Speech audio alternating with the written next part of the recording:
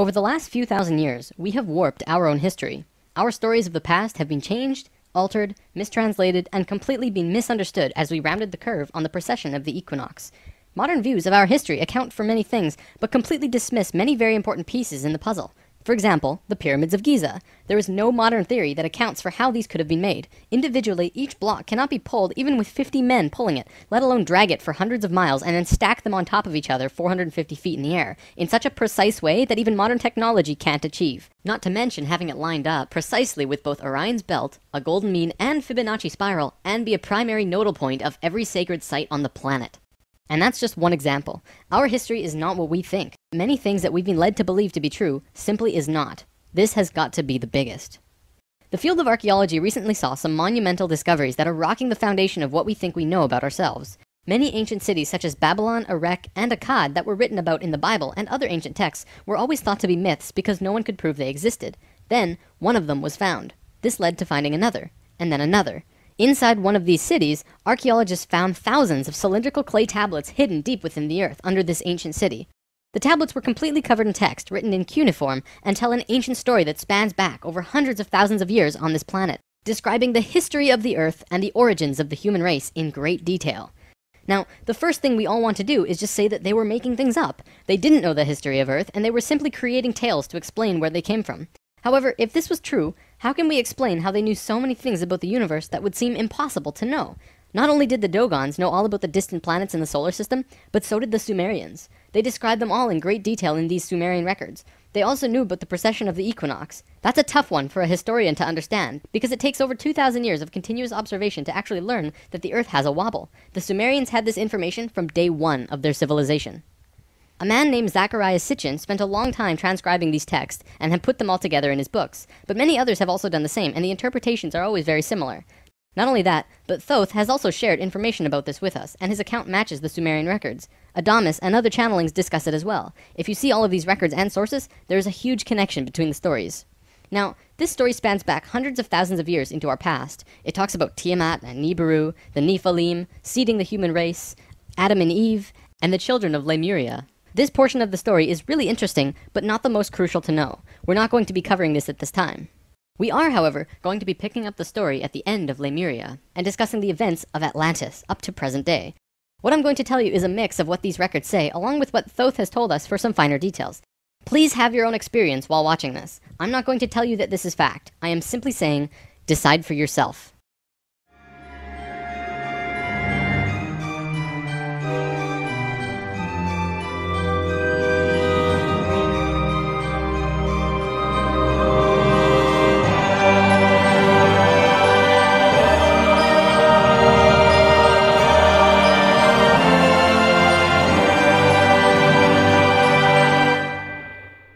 There was a time, long ago, when humans existed at a very high level of consciousness. We were intradimensional and were very psychic. We communicated through thought and emotion, much like how animals do rather than speaking or writing, which would seem very primitive. We lived primarily on a large string of islands called Lemuria, but there was a consciousness shift. We moved up in consciousness, and the islands of Lemuria sank beneath the oceans.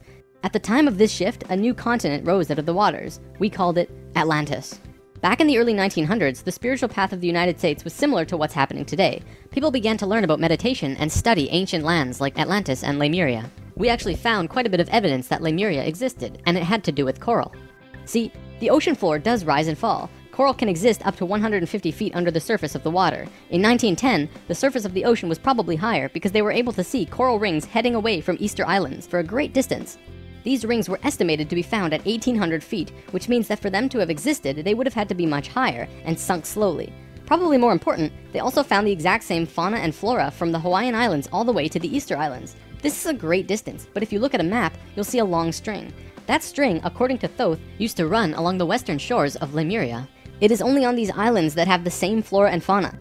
Same trees, bugs, bacteria, everything. Science can only explain this if there were closer land bridges between these islands at one point. Although we were studying this at that time, World War I began soon after, and we lost interest in spirituality and the ancient lands for a very long time. After the sinking of Lemuria and the rising of Atlantis, at first the human race became scattered. We moved to various islands and continents all over the world because we didn't have a home. Yet, we didn't know where to go. At that time, there were about 1,000 humans at a very high consciousness, more than all of the rest. They were called the Nakals. Today, we know them as ascended masters.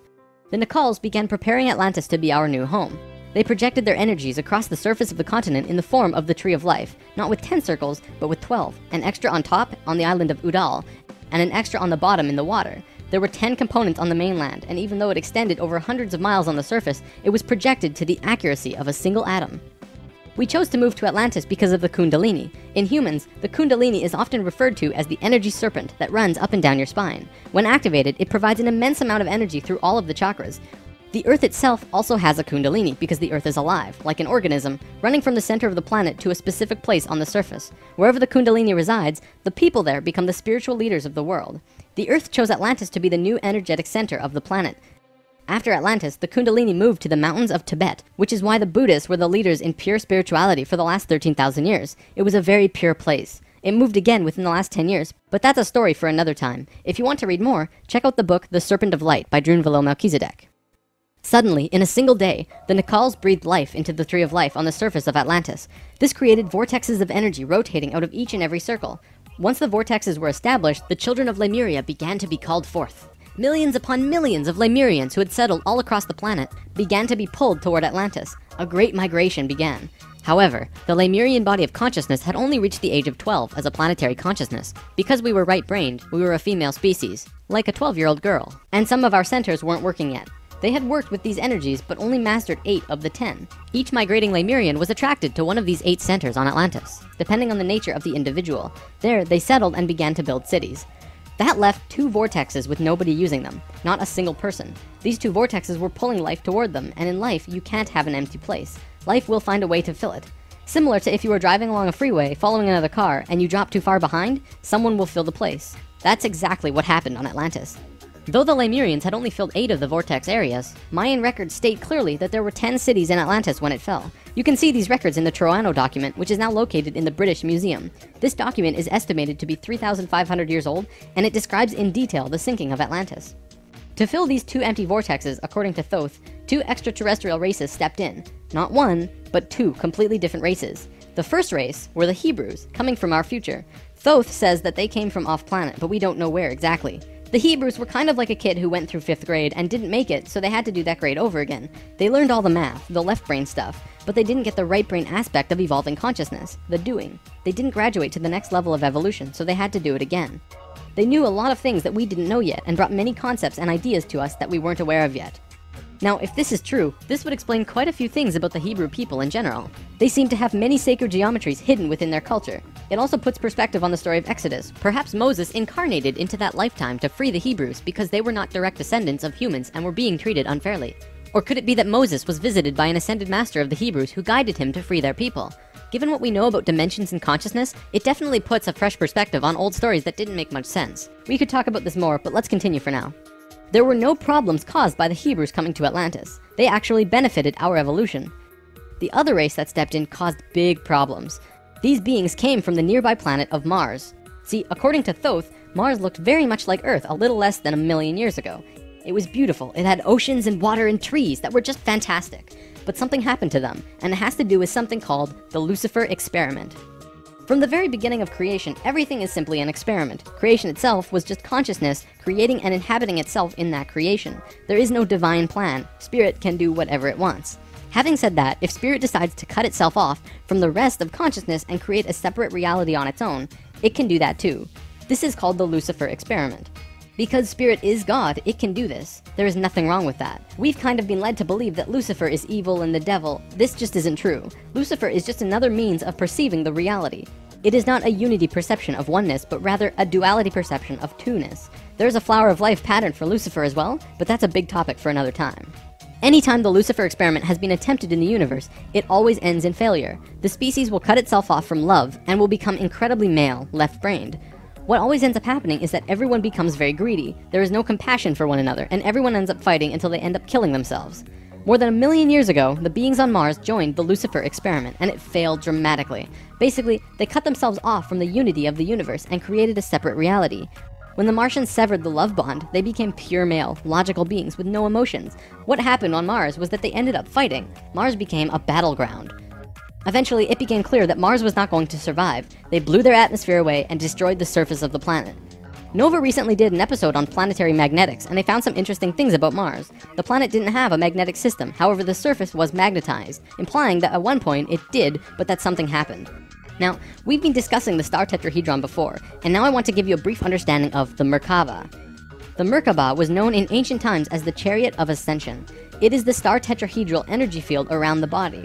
All around the world there are references to this in ancient texts. When activated to its full potential, the Merkaba, which is both a tool and part of your being, can be used to do the impossible, included but not limited to changing dimensions and traveling through the universe. Before Mars was destroyed, they built huge tetrahedral pyramids. They built 3, 4, and 5-sided pyramids, eventually building a complex that was able to build a synthetic Merkaba.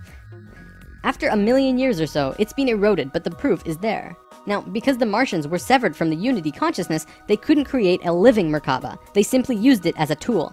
They created a synthetic Merkaba to travel in time and find a new home. A small group of Martians tried to get away from Mars before it was destroyed, and that place they found was Earth. About 65,000 years in our past. They saw this little vortex sitting there, just pulling in life, with no one in it. They didn't ask permission. Being part of the Lucifer experiment, they just said, alright, let's do it.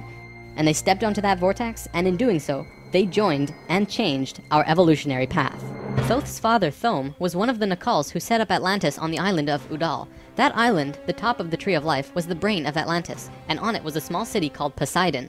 This city is what Plato was discussing when he said that Poseidon bore 10 children, the 10 circles on the Tree of Life. Poseidon was made of 3 rings painted in black, red, and white stones, and it was the symbol for Atlantis. The inner circle represented the Nakals, the middle circle were the priesthood, called the Maya, and the outer circle represented the regular people of Atlantis. We'll come back to this down the road. There were only a few thousand Martians who came to Earth through the synthetic Merkaba. The first thing they did when they arrived in Atlantis was try to take over the continent. They tried to declare war and invade. However, they were vulnerable due to their small numbers, compared to the millions of Atlanteans, and we finally subdued them. We were able to stop them from conquering us, but we could not send them back. When this happened on our evolutionary path, we now had the planetary consciousness of a 14-year-old girl. The Martians were an incredibly male species, and also very old, so what you had was a 14-year-old girl being taken over by a 60 or 70-year-old man. We had no choice in the matter. The Martians just stepped in and said, like it or not, we're here. They didn't care what we thought or felt about it. Really, it was no different from what the settlers of North America did to the Native Americans. Once the initial conflict was over, it was agreed that the Martians would try and understand this female thing they lacked. This emotional feeling, which they had none of at all. Things more or less settled for a while, but the Martians slowly began to implement their left-brain technologies, which the Atlanteans knew nothing about. One after the other, the Martians kept putting out these left-brain inventions, until the Atlanteans slowly began to see things through their left brain. We slowly began to become a male species. The Martians gained control, bit by bit, until eventually they had all of the power, as was their intention. The animosity between Atlanteans and the Martians never subsided, not even till the end of Atlantis. They hated each other. The Atlanteans were shoved down and treated like inferiors. It was like a marriage that the female component didn't like, but the male component didn't really care if she liked it or not. It remained this way for a very long time, until about 26,000 years ago, when the next phase slowly began. Before we continue, we have to talk about polar shifts. See, in the 1930s, Edgar Cayce was channeling information for a geologist when he stopped and he said, "There's something you should know. In the near future, the Earth's poles are going to shift." Cayce was a brilliant man with a very strong connection to higher dimensions, where he communicated with other beings for the human race. Ultimately, it was because of his channelings that the belief system called New Age was created. This is again just putting what he was doing into boxes of understanding, because no one else understood what he was doing at that time. Nevertheless, when Cayce talked, people listened. Geologists began exploring the possibility of a polar shift, and they found something remarkable. A string of major pieces of evidence came forth and lent tremendous weight to what Cayce was saying, and they have now changed the world's view on the subject. Scientists believed that if there was going to be a physical pole shift, there would also be a change in the magnetic poles. Through studying lava beds, geologists were able to see where the planetary magnetics were when the lava beds hardened at certain depths. They found that the earlier magnetic poles were not where they were now, but in Hawaii.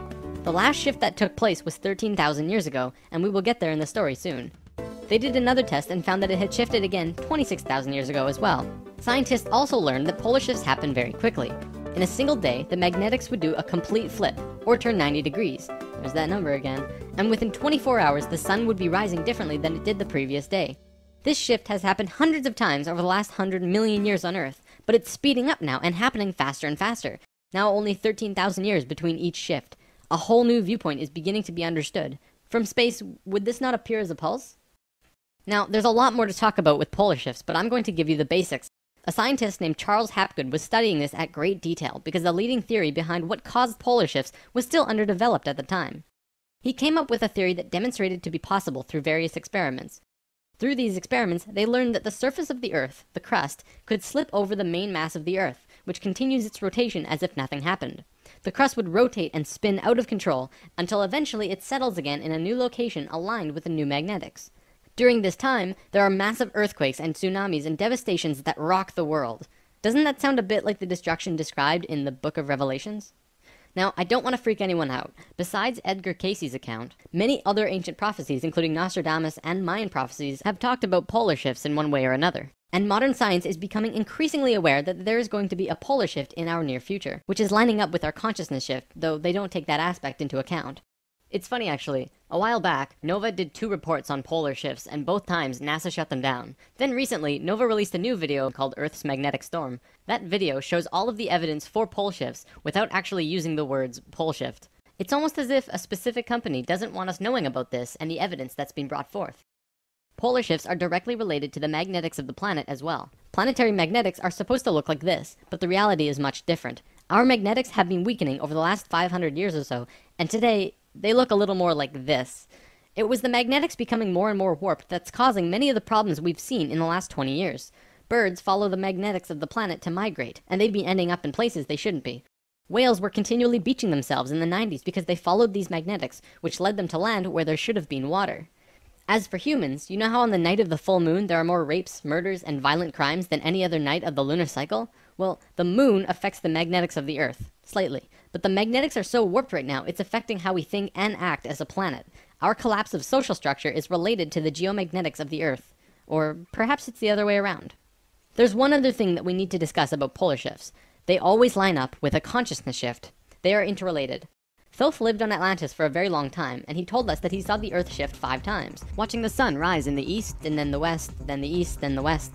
This is how to explain why during a consciousness shift at the end of Lemuria, it sank beneath the oceans and Atlantis rose. If the crust was spinning randomly around the planet, many geological events such as continents rising and falling would take place. Now that we have an understanding of polar shifts, we can continue with this drama on Atlantis. 26,000 years ago, we were exactly where we were today on the precession of the equinox. We had gone through our falling asleep phase, and we were about to begin waking up. It was at this point that there was a small consciousness shift. We actually went down in consciousness, not up. A piece of Atlantis about the size of Rhode Island sank into the ocean. This caused a tremendous amount of fear within the Atlanteans, because they thought they were going to lose the whole continent, like what happened with Lemuria.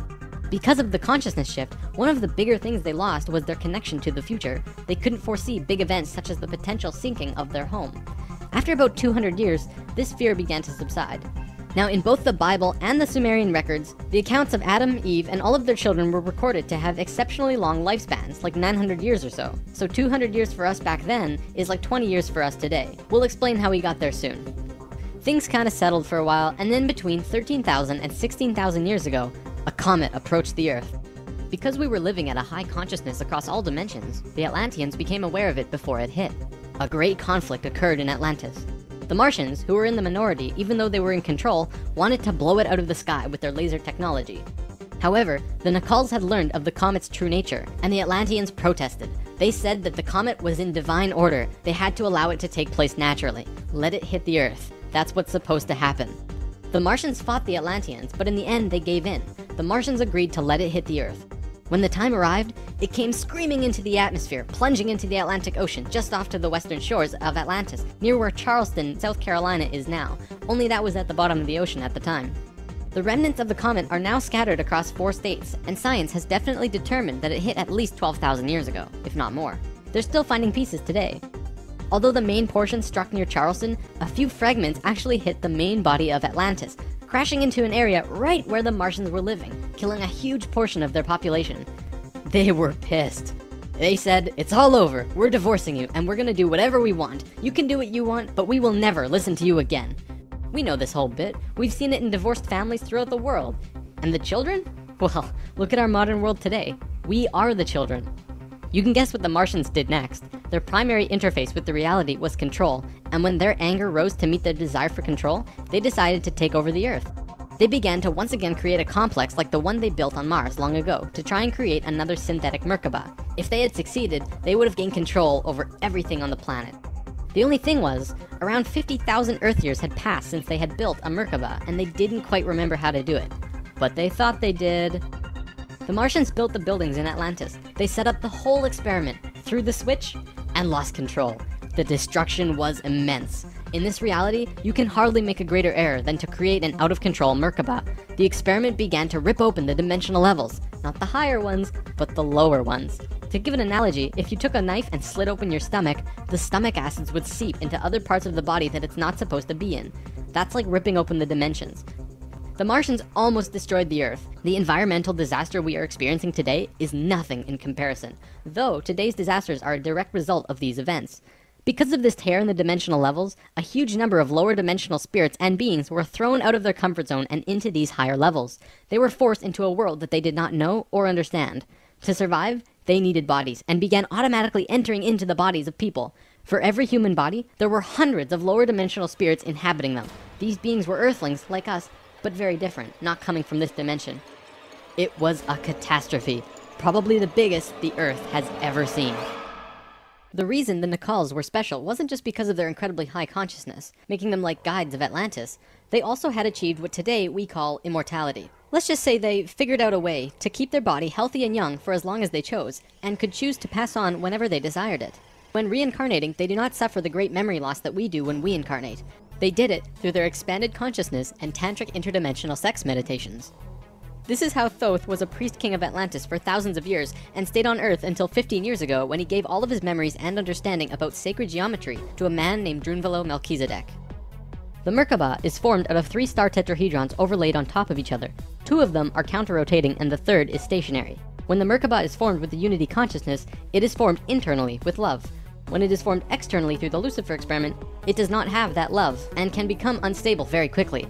The Martians' attempt at controlling the world took place on one of the small islands in the west of Atlantis. This place today is known as the Bermuda Triangle.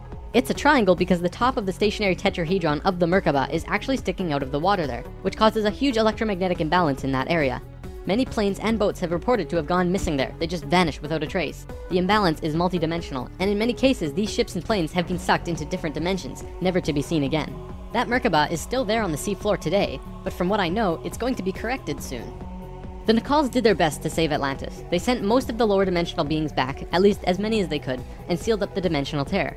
Despite this, the situation got really bad, really fast. All of the economic systems collapsed. Financial, social, and all concepts of how life ought to be completely broke down.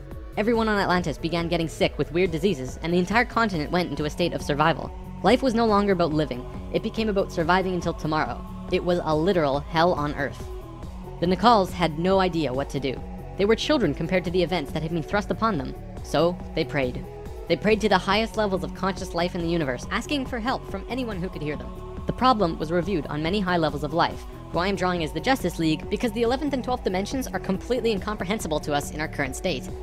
What they told us was this: we were going to fall. We were going to hit rock bottom, level 1, the lowest place we possibly could be in the universe and still survive. Also, we were changing polarity. We were no longer a female species, so we were starting from square one as a male species.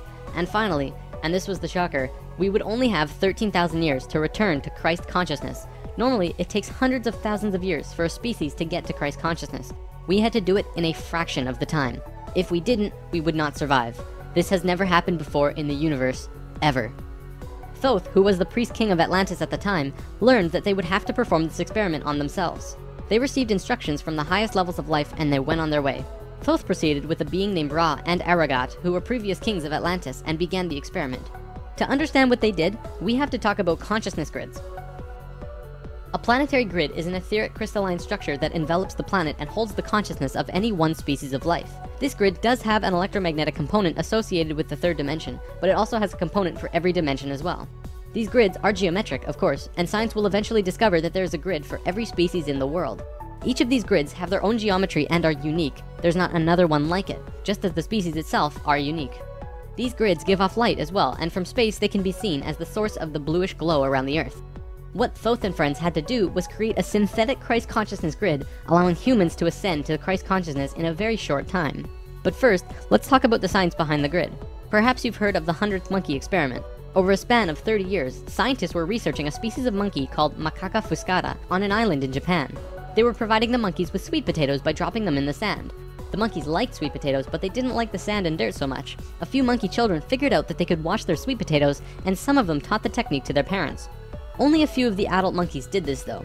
This went on for some time until one day the monkeys who actually knew the technique hit critical mass. And bingo! The technique started spreading faster than it did before. Monkeys started learning it really easily across all of the Japanese islands nearby as well as on the mainland. They knew that there had to be something that wasn't yet understood about how a species is connected to itself. So what did we do? We tried it on humans. A research team made a picture out of human faces. About 100 faces hidden within a single picture, but at first glance, you could only see about 6 or 7. They did several surveys with a few hundred people in Australia and said, alright, find the faces. Most people could only pick out 6, 7, 8, 9 or so, not many more. After that, the research team went to Britain and aired the picture on a closed cable BBC special that was shown only in England. They showed where all of the faces were, every last one. Half of the research team, which stayed in Australia, did the experiment again with new subjects. And lo and behold, people were just naturally able to see more faces. After this experiment, they knew that something definitely connects us all, and the field of noetics is learning more about it daily. It's mass consciousness. In lesson 11, I showed you the 3 levels of consciousness. Each of these levels have their own consciousness grids around the planet, and our second level grid is based on squares and triangles. Many governments of the world, especially the Russian and US governments, were studying our grids back in the 60s and probably earlier. When mapping out the grid on the planet, you find little military bases on many of the nodal points of the grid. There are tons of these bases way out in the middle of nowhere, like on little islands like Guam. This couldn't be a coincidence that these government powers placed their bases right where the little spirals came out of the grid. They were trying to take control of the grid, because if you control consciousness, you control what we think and feel. Of course, there was another organization that had its hand in both of these governments, and still do, and we will discuss them soon enough. This grid is visible through astral projection as well. 13,000 years ago, it began. Thoth, Ra, and Aragat were to create a global complex that was able to build a synthetic Christ consciousness grid over a 13,000 year time period. The first thing they did was to fly to a place which is now called the Giza Plateau, but back then it was known as the land of Chem. It was also a rainforest back then as well, not desert like it is today. First, they created a grid around the planet 4th dimensionally, and then began to construct it in the physical 3rd dimension. They went to the male energetic axis of the Earth and constructed a complex which today is called the Solar Cross. These men were 6th dimensional beings at that time and were living at a very high level of consciousness, so whatever they thought happened instantly. It was that simple. According to Thoth, he built the Great Pyramid, not the Egyptian king Cheops. Thoth says that it was built 200 years prior to the pole shift and built very quickly. These pyramids were aligned precisely with both Fibonacci and golden mean spirals emanating from out of the solar cross. Interestingly enough, Edgar Cayce also channeled that the pyramids were constructed in this time. The pyramids were also found to be built from the top down. The stones on top were placed first, which has baffled researchers ever since. Every time more is learned about the pyramids, we move further into dark on understanding how they were formed. If what Thoth says is true, well, that explains everything. From there, Thoth and friends constructed an entire network of temples and structures along this grid 4th dimensionally, placing them on nodes on the new synthetic Christ consciousness grid they were creating. All of them were made with Fibonacci or golden mean spirals, and all of them were mathematically referred back to the solar cross in Egypt through the Great Pyramid. The creation of all of the sacred sites on the planet were no accident. It was a single consciousness that created them all, from Machu Picchu to Stonehenge to Zaghuan, you name it. There are a few exceptions, but most were created by a single awareness as part of a unity consciousness grid. Although the Great Pyramid was done all at once, many of these ancient structures of the world were made 4th dimensionally and slowly dropped in frequency until they manifested on the 3rd dimension over a long period of time. Richard Hoagland's research brings this forward, but he wasn't the first either. They showed how one sacred site is extrapolated from another to another to another. A hot topic of discussion right now are ley lines. These are simply geometric relations between sacred sites. Archaeologists are now finding these huge connections between major spiritual sites in the globe, and now we know why they're connected. These sites had to be built physically so that the Christ consciousness grid could manifest. In a way, think of the physical sites as the wiring of a giant wireless electrical system, and then it needs about 13,000 years of continuous energy flow for it to actually turn on. And just so that you're not left in suspense, yes, the grid was completed. It came to life and is now active, though not really used. Congratulations, Earth! We actually survived.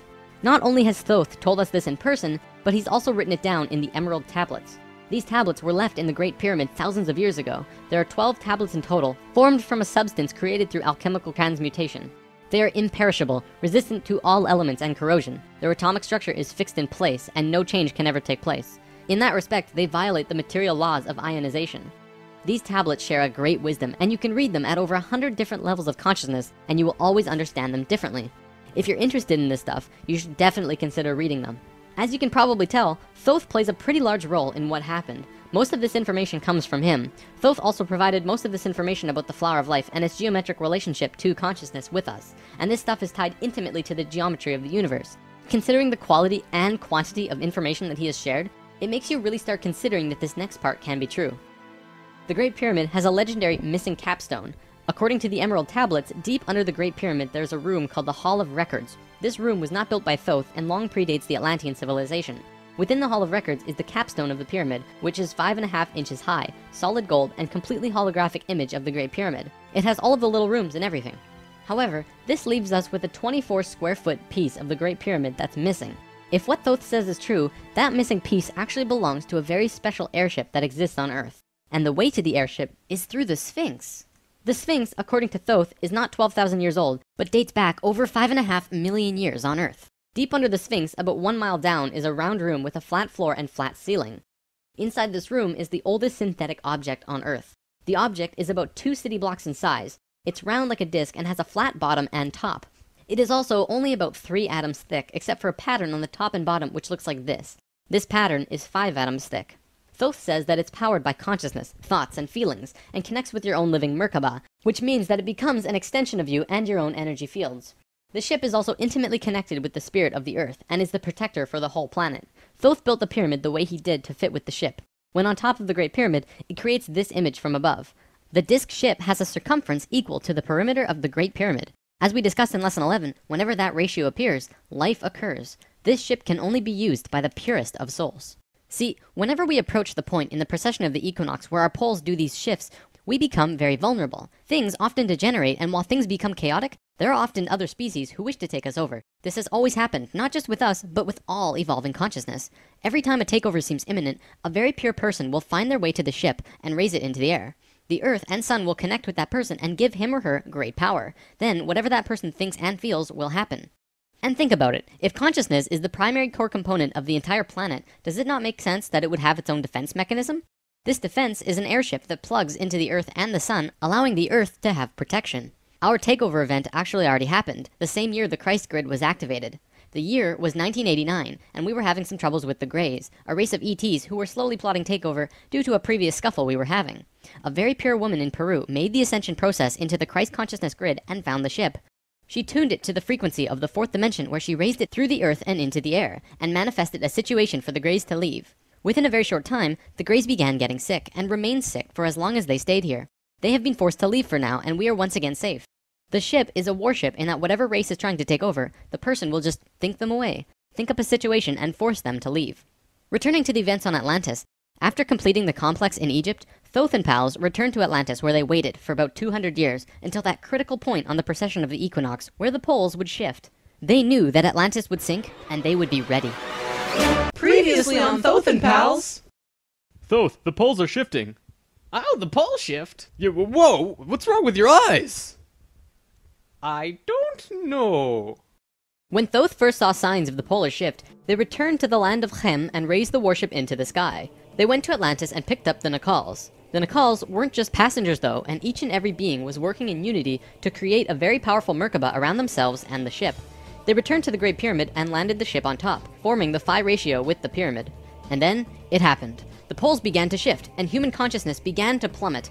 Simultaneously, the electromagnetic and magnetic fields of the Earth collapsed, and all life on the planet went into the Great Void, the 3.5 days of absolute blackness described by many ancient cultures in the world. The Emerald Tablets say that whenever we go through a polar shift, we go through a void space as we change our frequencies for about 3.5 days. This is also in the Troano document, depicted by 3.5 stones painted black. This refers to a time when we go through what science calls the electromagnetic null zone. During the pole shift, a phenomenon takes place where everything just seems to disappear for a certain time. Usually it's between 2 to 4 days, and the last time it was 3.5 days. Here's where it gets interesting. What happens to us does not usually happen to a normal species, because most advanced species will have their Merkabas handy at the time of the shift. We didn't, due to our little crisis, and we got sucked into the void space without protection. This resulted in us losing our memories. Science realizes that all of our memories are connected through cells in our brains as well as fields around our heads. What is not entirely understood by science yet, at least not directly, is the connection our memories have with the planet itself. We've discussed this before. The magnetics of the Earth affect how we think and act. The Merkaba is an electromagnetic field that you create around your body that can serve as protection from void as you're consciously going through it. What happened to us when we didn't have that protection? It was a clean wipe. When we existed on Atlantis, we were living at a very high level of consciousness in a higher dimension. We had extremely advanced and sophisticated bodies and minds, and were capable of practically anything, living in a dimension where molecules were spaced so far apart that consciousness could interact with them without physically moving. It's hard to explain because you can literally shape your environment immediately through your consciousness in these higher frequencies. In that sense, we were creators, knowing and understanding oneness, beings of love. But then we fell. We dropped back down to this place called the third dimension. We also fell in consciousness back to zero. We forgot how to use the pineal gland, and it slowly shrunk to the size it is now, like a raisin, where it's supposed to be eyeball size.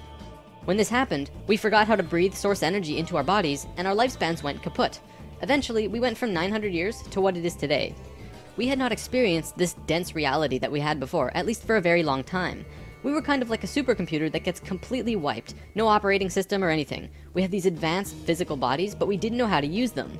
This is why today we are so physically advanced compared to pretty much all the other animals in this third dimension. For a time, the survivors of the Atlantean fall, and there were a few, were literally hairy barbarians. We even had to rediscover fire. The reason we're having such a hard time finding evidence of Atlantis is because for the most part, the events of Atlantis took place on a much higher dimension than our physical Earth exists on right now. Everything I've drawn of Atlantis can't be taken as that's what it looked like, because it didn't. This landmass did physically exist, but the Atlanteans were not inhabiting that dimension of its existence. If the warship hadn't been protected by the Merkaba, the Nacals would have lost their memories. They retained their memories when the Earth came out of the void and began their work once more. Thoth and 1/3 of the Nacals went to the Island of the Sun in Bolivia. Aragot and 1/3 went to Tibet, and Ra and the remaining third went to Egypt, where they waited. Now, we're going to begin bridging the gaps between this story and our current history.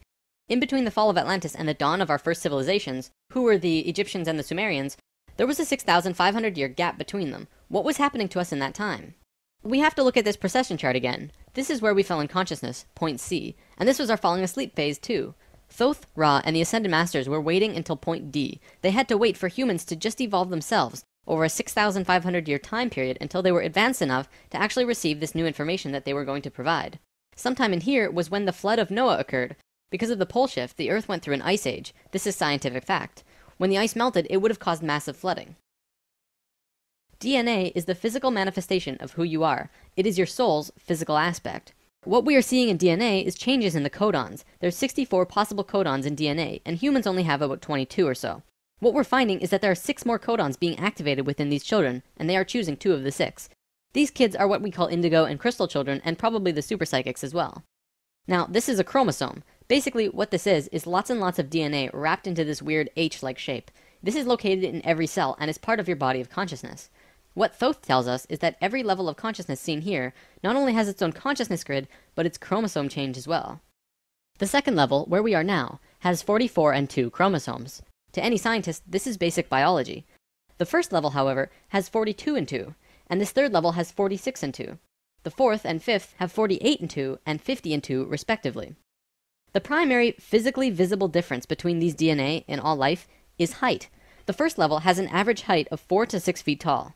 The second level, us, has an average height of 5 to 7 feet. Third are about 10 to 16 feet, which we are about to translate to. Fourth is 30 to 35 feet, and the last is 50 to 60. You may remember a being named Metatron, the Hebrew archangel who is the perfection of what humanity is to become. He was 55 feet tall, that guy. The last 2 heights are far in the distant future for us, though. This is a place in Egypt today called Abu Simbel. The first thing you notice is that these statues are huge, but with the information about the DNA, this paints a different picture. These beings would be in the 60-foot range if they were to stand. They were at the 5th level of consciousness. These beings on a different wall are 35 feet tall, 4th level of consciousness. Here are some 3rd levels as well. Archaeologists saw this and thought that it meant that the man was just much more important than the woman, when in actuality, the kings of Egypt had 5 different names, one for every level of consciousness. Some of the kings were even able to translate into different dimensions, and that's how they guided the population with the power of the gods. In Egypt, according to today's top archaeologists and researchers, the Egyptians and Sumerians both began their civilizations right around the same time from each other, within a few hundred years or so. Both of these civilizations emerged out of nowhere with perfect writing abilities that were not improved upon since. When they first emerged, they were extremely sophisticated and clear, and slowly degenerated over generations. No archaeologist can explain how this happened or explain how it could have happened. They placed Egypt and Sumer into a special classification called stair-step evolution. What happened was, one day, Egypt got its language, full and complete. Then the knowledge leveled off. And then it got another massive leap a little while later. Then suddenly, they knew everything about water and moat systems just perfect. Then, a little time later, bam, they're masters of hydraulics. How did Egypt and Sumer do this? Well, this is what Thoth said. When we were evolving on our own for 6,500 years, Ra and the Ascended Masters were waiting in an underground city beneath the Great Pyramid. We'll come back to this in a bit. Thoth's son Tat formed a group called the Tat Brotherhood, which is a secret group that still exists today as protectors and keepers of the sacred temples. Today, they're still connected to the Ascended Masters. So about 6,000 years ago, some members of the Tat Brotherhood would wait until they would meet someone who could understand what they were going to teach them. When they found someone, they would just tune their frequencies to the third dimension and walk up and tell them information flat out. They said, hey, if you do this and this happens. The Egyptians would say, wow, look at that. Then they would go underground, wait another little while, and repeat the process. Over a short period of time, the Egyptian and Sumerian evolution shot up in stair steps. As for the Sumerians, they also received a more detailed story by those who were assisting them. They described to the Sumerians in all of the details they remembered. They said, this is the history of the planet, write it down. The Sumerians knew about the precession of the equinox because they were told it by the Nacals from Atlantis. After this stair-step period, we began to fall asleep further. Things got worse once more. It was our falling sleep stage of precession, and although the Nacals had given us a boost, we were consciously dozing off. On that note, it's time for the story about the city under the pyramid. Keep an open mind about this because there is very little proof for what I'm about to say. For over 40 years, Drunvalo Melchizedek has been studying human consciousness through sacred geometry and spiritual teachers and masters all over the world. In 1996, he was contacted by a source in Egypt who said that something incredible had been discovered. A stone stele came out of the ground between the paws of the Sphinx into the daylight. They removed it and dug into the earth beneath the Sphinx. There they found a room with 3 tunnels leading off of it. One of the tunnels, which went to the Great Pyramid, had another tunnel coming off it, and it was shielded by a wall of light. Bullets could not pass through this field, and people could not even get close to it without feeling like they're going to die. The Egyptian government found a particular person who could turn off this field. They also had brought in Paramount Studios to film it, as they had filmed the opening of King Tut's tomb. They had a good relationship with Egypt. The government wanted several $1 million from Paramount, but at the last minute they asked for an extra $1.5 million under the table. Paramount was outraged and they backed off. Things were silent for about 3 months. Then Drunvalo heard from a source again who was involved in all this, who said that 3 men shut off the light field and went inside.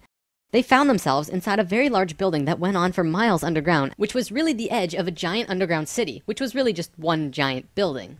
Then, a little while later, an Egyptian archaeologist named Larry Hunter began describing the same thing, but more detailed. He said that the city was 6.5 by 8 miles wide and 12 stories deep, and the city was outlined by specific temples in Egypt. The 3 pyramids are lined up with Orion's belt, but there are also small temples for every other star in the constellation. Those temples map out the city underground and are made out of a special stone not found anywhere else in Egypt called Koinen stone. Incredibly enough, very recently, ancient tunnels were found in Romania that led to both Egypt and the inner earth. Now, I don't have time to go into detail about this particular story, but if you want, check out the book Transylvanian Sunrise by Radu Sinamar. To be clear, this is a theory that has not been accepted by the Egyptian government, but the underground city that Thoth said was there is, according to Mr. Hunter, marked by temples made of a unique substance, and the temples match the star pattern of the constellation of Orion. 4,000 years after the stair-step evolution, we were at our lowest stage of our evolution. We were hitting bottom on the awareness road. Suddenly, out of the darkness, 3 men came to Earth to give us a little nudge. Everything in ancient Egypt was synthetic. They had this entire civilization based around achieving heightened states of consciousness, but they had to do it through tools. Now, we're not going to look at each of these tools individually, but let me give you a brief overview here. This tool was used for transferring vibrations into the body. Along with that were the hook and flail. This little device was a kind of generator to increase vibrations, though there's not too much information available on it. This thing, however, was their most important tool, the Ankh. They saw the Ankh as the secret to eternal life, and they used it not as a physical tool, but as an energetic one. They would use this form and Ankh their sexual energy. Now, this could be a huge topic on its own, like how energy travels up and down the body through a vertical tube between 5 energy channels that counter-rotate as they extend through the body. But basically, sexual energy is an incredibly powerful energy. We definitely abuse it today, but what the Egyptians knew was that when you had an orgasm, a very large amount of energy bursts from your root chakra all the way up your spine to the top of your head, and then it gets released. What the Egyptians would do was when the spiral of energy hit their heart chakra, they would onk the energy out of the back of their body and over their head and back into their body, where they would keep the energy and retain a massive energy boost. In other words, if you take a tuning fork and hit it, it will reverberate for a certain amount of time. Then, if you attach an onk on top of it and hit it again, it will reverberate at least 3 times longer. The Egyptians were doing this with their bodies. Moving on, when Atlantis was first formed, the Nacals set up something called a mystery school. This is the special type of school where you learn about consciousness, and you learn different aspects of expanding your own consciousness, and eventually getting to a place where you become immortal. It usually took a very long time to achieve this state, and that's why there were only about 1,000 Nacals in comparison to the millions of Lemurians at the start of Atlantis. The first Atlantean to reach the immortal state was a man named Osiris. Ancient Egypt's mythology tells a story about Osiris, a man who was killed and cut up into pieces by his brother in an act of rage, and then the pieces were scattered. This event, perhaps less exaggerated than the myths, actually did happen, and it took place on Atlantis.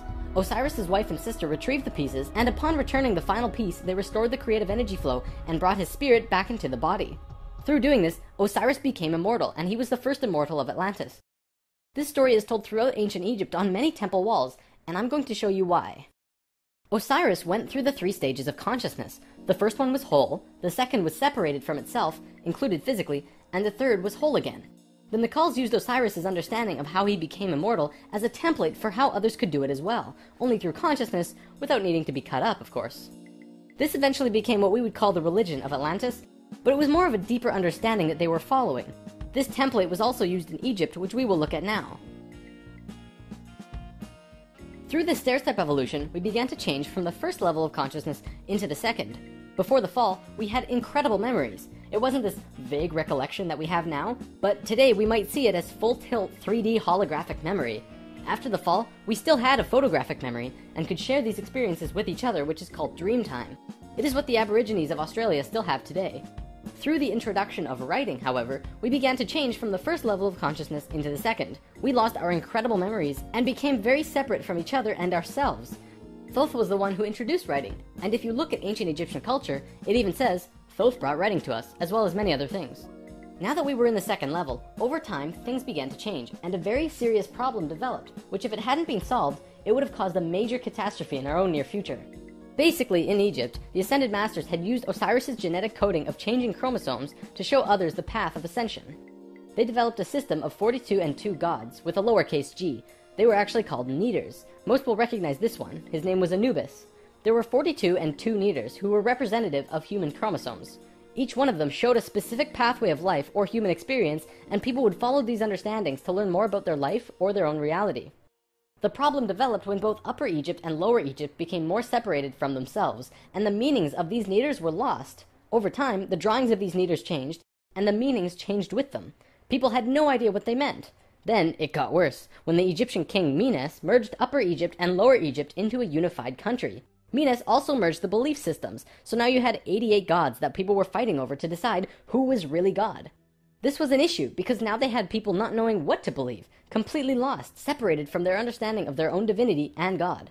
Things became separated further, people fought over which gods were really gods. Today, we look back and say, wow, they thought there were so many gods, when really, this wasn't the case at all. Even with the help from the Tat Brotherhood, we just couldn't get it right. There was one short period of Egyptian culture that most historians don't really understand. As it's written in ancient texts and hieroglyphs, for 17.5 years there was a bizarre new ruler that completely changed how Egypt was run. And his name was Akhenaten. Before him, there were only kings. Akhenaten was the first pharaoh, which meant that which you will become. He was also, believe it or not, 15 to 16 feet tall, at least that's how he was always depicted, and had an elongated skull. Both of these aspects are related to Christ consciousness. Akhenaten abolished all previous understandings of God and tried to instill a one-God understanding in everyone. After 17 years, the majority of Egyptians revolted and Akhenaten was killed, soon to be replaced by someone else, returning to the old system. What actually happened? To correct the problem, Thoth got the help from Ai and Tia, who were the first immortals from Lemuria, and got them to mate interdimensionally to conceive a Christ consciousness being. Thoth said that he worked with the previous kings of Egypt to help achieve this, and Egyptologists find that Akhenaten came completely out of nowhere. It took some time, and there was a transitional period involving Amenhotep III, but soon Akhenaten was on the throne. Akhenaten used his time to bring Egypt back to a simple religion where there was one God, one reality. He used imagery of a sun disk to represent this. The priests in Egypt didn't like that because the religious beliefs were centered on the priests. Then he comes along and says, you don't need priests, God is within you, and you can access God from within your own selves. Well, they didn't like that. He also pulled the military back and said, don't attack unless someone else attacks first. The military didn't like him either. Plus, the people generally didn't like him because they enjoyed worshipping their many gods. Eventually, they disposed of him. After all that, what did Akhenaten do that evidently saved humankind? Well, he developed a mystery school, with the intention of showing a small group of humans a way to ascend into the immortal state. Usually, it took hundreds of years to reach the level of immortality, and Akhenaten had 17 years to produce results. This was a very close call, but he did it. He actually showed 300 individuals the path to immortality in this short time. So after the general population disposed of Akhenaten, these 300 immortals would go beyond Egypt.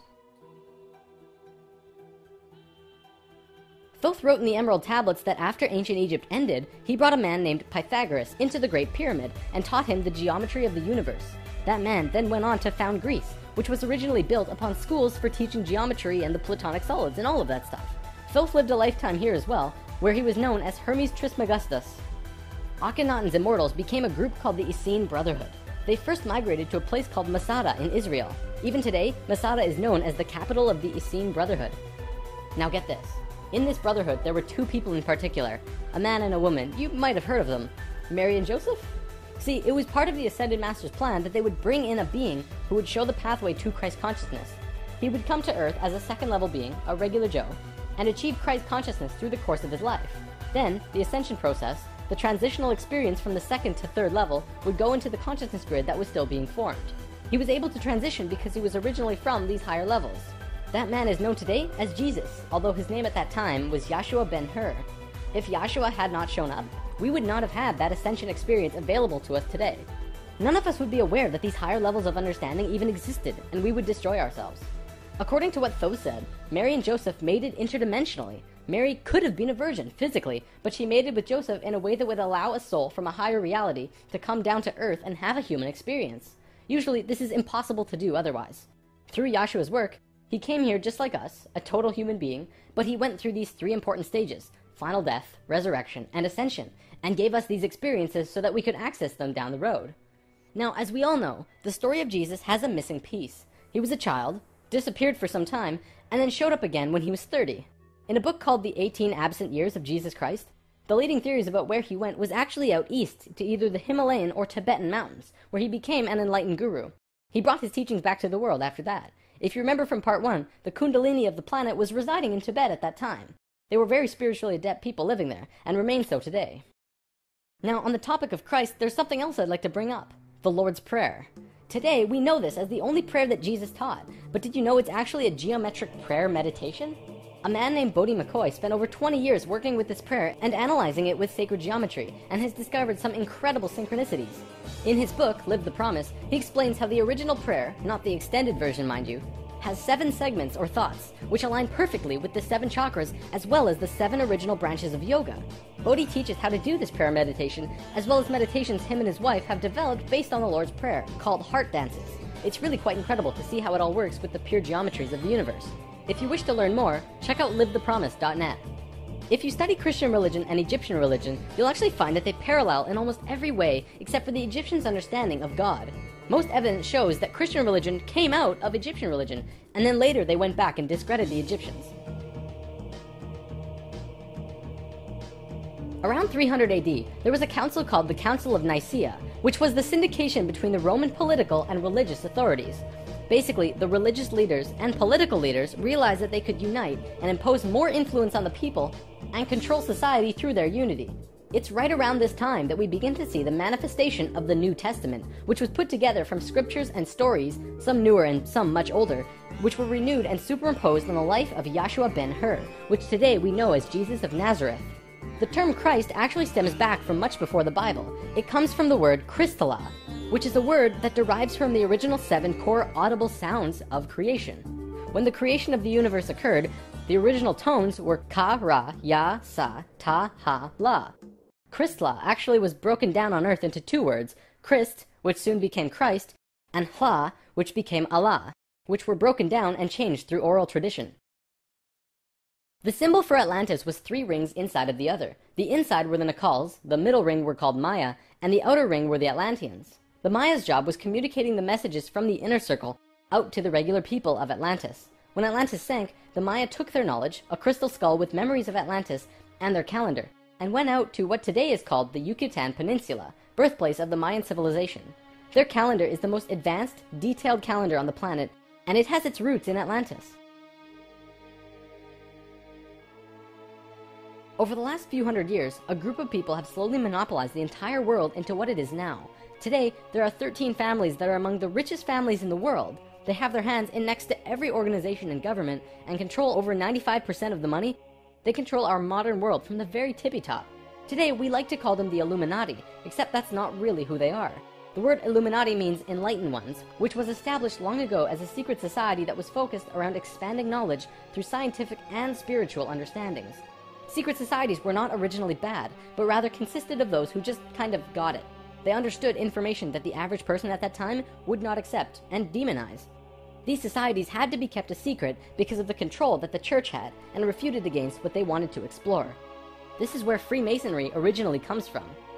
If you do the research on the time periods, what probably happened was that the church, who had the majority of the control at the time, probably infiltrated some of these organizations to make sure that they were not creating plans to expose information and destroy the world order that they had created. This led to the church exposing some of the societies as devil worship and blasphemous, and fear of these groups rose. Over time, many secret societies branched off by those who were corrupt or previously infiltrated by the church, and gained more control through the church and large organizations that were being established. Today, there exist 13 families around the world who pretty much own the world, with over 95% of the money and a lust for greed, power, and control. More and more information has become present lately that many of these families may have DNA that is different than the rest of the human population. It is speculated that they share DNA that was passed down from the Martian race or other species races. They contain no love or emotion and are completely power-driven. This brings us to the end of the human history story for spirit science, but of course, it's not really the end. For one, we've only really scratched the surface of discussing many of these topics. Secret societies, for example, would take another 2 or 3 lessons to really get into. Plus, the human history story won't end because we're still living it, and what happens next is ultimately up to you. This story, while seemingly unbelievable and at times outrageous, does explain a lot. Think about it. We've covered the Bermuda Triangle, the face on Mars, Jesus, what the Egyptians were doing, the rise of Greece, pretty much most modern religions, the reason we popped up out of nowhere 6,500 years ago, the stair-step evolution of those cultures, and the story of Atlantis, which has been elusive to us at the best of times. It also explains the Great Pyramids and their connection to all of the sacred sites on the planet, the Sumerian tablets, the Emerald tablets, Lucifer, and as for the Hebrews, if you read their Talmud, it actually seems to suggest that they're not from here. I'm not going to tell you to believe it, but it definitely puts some perspective on many questions and aspects about the world which we generally just don't have conclusive answers to. Take it with a grain of salt, though. After all, it is just a theory.